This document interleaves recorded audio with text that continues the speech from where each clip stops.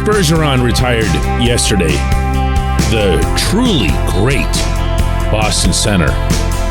This show isn't Daily Shot of Bruins, so I'm not going to go on at length about that, but I do want to connect that to something that I felt upon hearing about Bergeron. Good morning to you. Good Wednesday morning. I'm Dejan Kovacevic of DK Pittsburgh Sports, and this is Daily Shot of Penguins. It comes your way bright and early every weekday. If you're into football and or baseball, I also offer daily shots of Steelers and Pirates in the same place that you found this.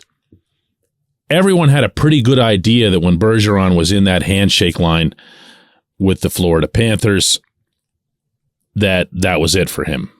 He's had some injuries of late, not the kind that you necessarily want to persist through at a certain age.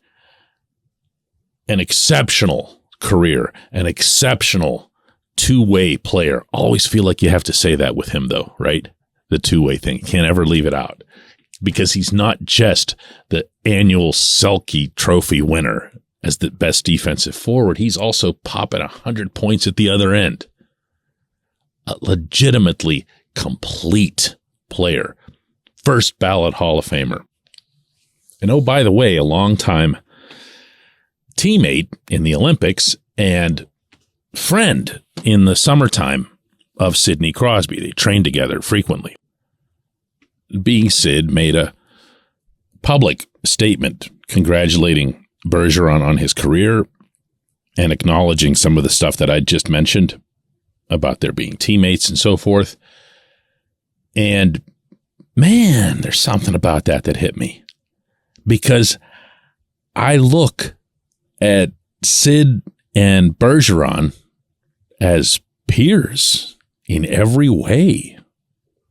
I know Bergeron's a couple years older, but for the most part, they peaked at around the same time. They were going head to head at around the same time. And again, being on those Olympic teams at the same time. Line mates, too. I should say that as well. Not just teammates, but line mates. And here's Sid waving goodbye. And yeah, you know what I'm going to say. We're getting there. We're getting there. Now, I don't know that Sid would even come within a solar system of agreeing with this. He saw the length of the contracts that both Evgeny Malkin and Chris Letang signed. They're both set to be here until they're 40. Sid has never projected anything beyond the remaining couple of years on his contract, and that's probably a smart move on a lot of fronts. But do you see Sid as the type, after a couple of years, to say, I'm just going to leave this to Gino and Tanger? You guys have fun without me. See you later. No, me neither. Me neither. But then I don't know. I also don't see Sid as being a guy who'd be exceedingly comfortable playing through a visible decline. And when I say that, I'll first acknowledge that Sid has been eminently graceful about players passing him up, not just in the scoring list, but also in stature, in terms of stature is probably not the right word. Stature, defines fame and whatever. Sid's still, and to my mind, top of the league as far as the face of the league is concerned, although you probably get some arguments about that in Washington. He's come right out and said Connor McDavid is the class of the league. He's had no issue with whenever someone comes along like Austin Matthews popping 60 goals or Nathan McKinnon carrying the Avalanche to the Stanley Cup. He is that classy. He, again, is that guy who would put out the statement that he did yesterday. And he has no problem, you can tell, with his current place in the league. He's still one of easily the top 15, top 20 players. And he's still, it's probably worth noting here, the Penguins' best player. But we also haven't seen this dip that I'm describing because it's only hypothetical. Because Sid is still a point-a-game guy. Gino's still a point-a-game guy. Letang, when he was healthy last year, was still a very good number one defenseman. Might Sid react differently than either Gino or Letang to a dip? He might. He might. And more tangible than any of this that I'm bringing up, because this crossed my mind as well, how much longer until the Penguins have to make a move to sign him? I mean, they can say, and I believe them publicly, that they'd absolutely never want to see him play in another uniform. Sid can say the same thing, and publicly, and I will believe them both. I do, in fact, believe them both on this. But at some point, you got to get it done, too, and you got to get it done in a way that works with reality, while at the same time honoring Sid, who he is, what he's done, and what he can still do, but without just destroying your cap. And I don't mean Sid's portion of it. I mean other stuff for years to come. Lots there, huh? You see what I mean? It really didn't have anything to do with Bergeron. It was just that whole scene on social between Sid and the Bergeron retirement was just like, you know. When we come back, J1Q. This segment of Daily Shots brought to you by Family Table. Mom-inspired, chef-prepared meals delivered straight to your door. No prep, no mess, just reheat. That gives you more time for your family or hobbies. Go to FamilyTablePGH.com. Use the code DK40, that's DK40, for 40% off and free delivery on your first order. Order by noon Thursday for Monday delivery. Family Table, bringing families back to the dinner table.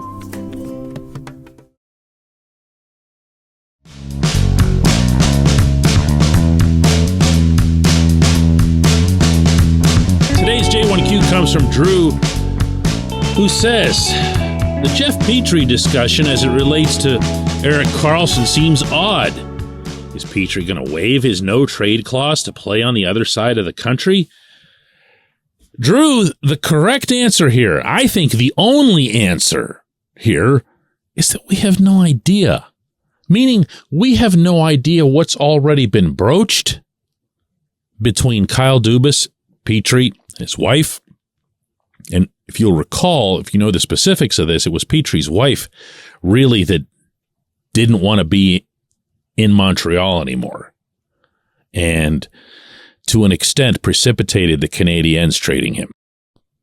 We do know that Dubas has met with Petrie, but we also know that Dubas has met with nearly all of these players over the summer. He's been flying all over creation, and he's done it to take the time to meet them face-to-face, whether they're signed for the long term or whether they're pending free agents. He did it with Jason Zucker before Zucker was allowed to walk.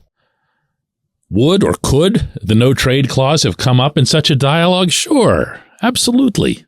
Do we know that it did? No. So as we're sitting here to draw an assumption that Petrie wouldn't want to be moved to another team or would refuse or what, we just don't know. We just don't know. And you know what else we don't know about the Karlsson scenario? Right. Pretty much everything. So within that environment, Drew, I think it's perfectly fair. As long as you're going to speculate, you might as well speculate. However, speaking only for myself here, the only contract that I could see the Penguins really feeling like they need to throw into that mix is Mikael Granlund's, the $5 million this year and next. That takes up a lot of the necessary match that's involved for Karlsson's deal, which of course is twice Granlund's size and longer. Now, if Petrie were to go to San Jose, you would have an almost exact match between the two. And San Jose, this kind of matters too, at least a little bit. As I mentioned on yesterday's episode, you don't want to be, completely embarrassed by the transaction as Mike Grier would if he's giving a way, way, way better player away and getting the same amount of cap hit exchange and only a couple of draft picks. There are ways that either side could sweeten the pot. For example, let's say that you're Grier and you say, okay, send me your Granlund. I'll deal with that.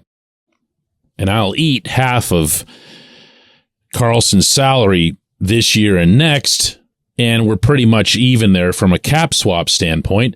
But you gotta really, I need some, I need some picks. I need some prospects. Oh, wait, you don't have any prospects. Okay, so I need some more picks. Let's do that instead.